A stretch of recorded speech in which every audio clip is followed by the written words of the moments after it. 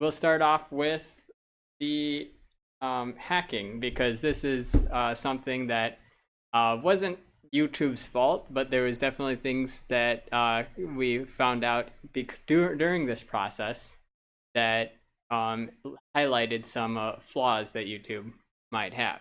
Whose fault was it? So, How did this happen? what happened was there was a YouTuber called Marco Style. He fell for a phishing scam, Oh, yes. Okay. I do remember you saying that. and what they did is they had him. To him it was an email scam about doing an ad for influencers and things like that. They often get promotions on doing an ad for certain companies. So he had this email trying to do an ad for some company or whatever, and He unfortunately took the bait. he took the bait, and they sent him a link that was to log into his YouTube account, but the link actually just saved all his passwords. Took the cookies, you said, right? And this is what I'm not too sure about yet. So according to the Marco Style, he had two-factor authentication on his YouTube account, Which in theory should make it more protected. and if I get this right, if you were trying to log in from another computer, and getting you would to a Google account, the first thing you're going to have to do is have a two-factor authentication. And so he said that he had it. So at some point, somehow, from what I understand, this person was able to also get the two-factor authentication on top of the login information. But I thought when you explained this to me before, you said that because the hackers took his cookies, when they went to log in, it appeared that on their computer that they were just already logged in. They might not have even had to do a two-factor. Yes, that was a theory. And that was my one theory, was that they have at some point copied his cookies over during this process, like maybe when he went onto the site they downloaded or something, so that they get the two-factor authentication. The other way, as I read in a Forbes article, was that they could have a middleman, like a server or something, that is looking for communications to Marco Style and grabbing it and redirecting it to the person. There was a Forbes article that has mentioned that this has been a scam thing, and that's what they are assuming is happening that way. So there's a couple different theories that we've said, but the main point is he did even have two-factor authentication, and it still went through, and they still logged in. Now, this is what I learned recently, was that he was actually able to get control of his YouTube account relatively fast, and YouTube and all of it other accounts, because he had his Twitter hacked and everything else, because and he was able to get a hold of it relatively fast. But during the time frame, the person had the ability to set the channel as there's a YouTube option to set your YouTube channel as a brand channel. This is usually a channel made for like bigger companies, a setting for bigger companies that can have multiple users be working on the channel at once. Oh.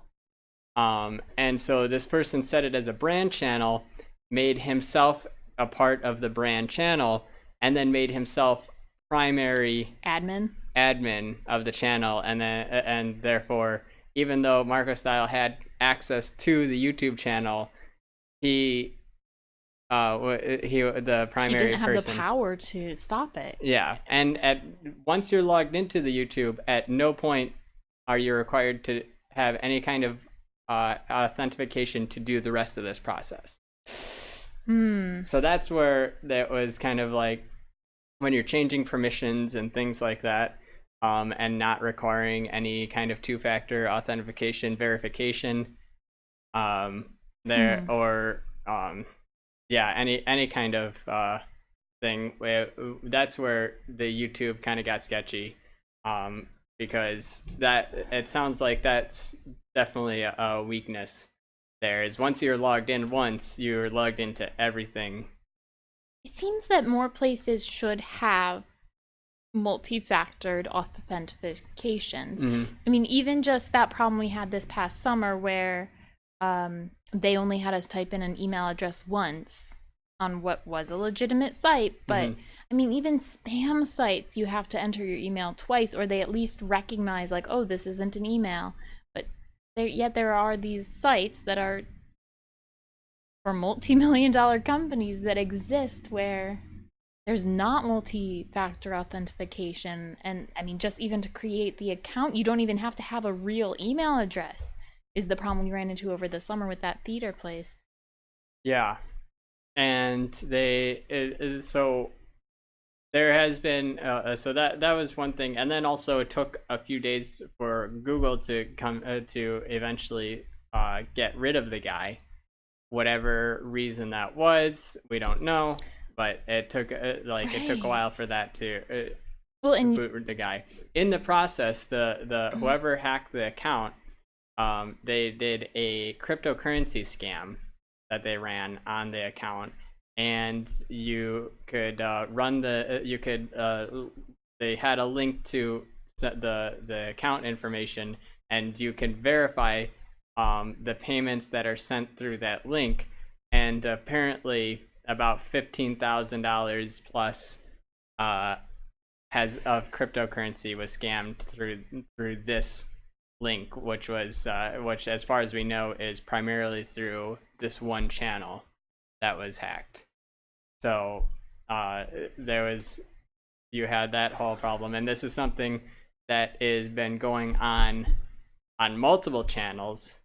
You'll be able to find this cryptocurrency scam running currently. And while it's scary that this can happen at all, what's the most startling to me is that even though the true owner of this Marco style YouTube account, even though the owner and multiple other people were telling YouTube the account has been hacked, this is a scam, it still took them days.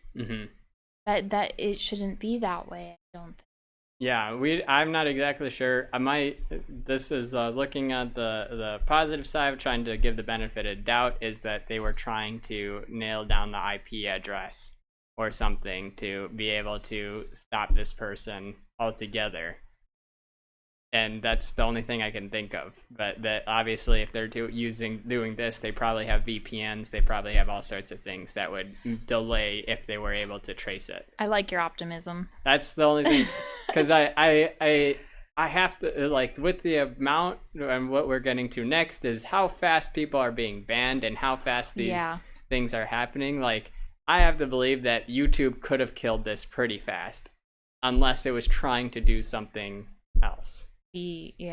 Learn. Okay, I suppose that makes sense.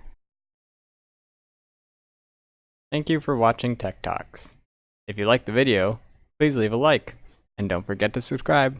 Thank you.